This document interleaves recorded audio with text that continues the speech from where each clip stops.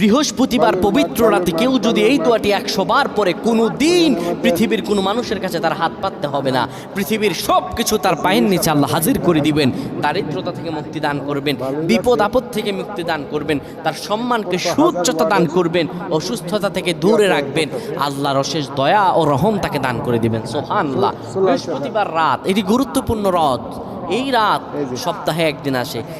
আরবিতে রাত আগে আসে, দিন পরে আসে। সুতরাং বৃহস্পতিবারের যে দিন গিয়ে রাত, এটি বৃহস্পতিবার রাত নয়, এটি শুক্রবারের রাত, এটি জুমাবারের রাত, এটি দোয়া কবুলের রাত, আল্লাহর কাছাকাছি হওয়ার রাত। সুবহানাল্লাহ।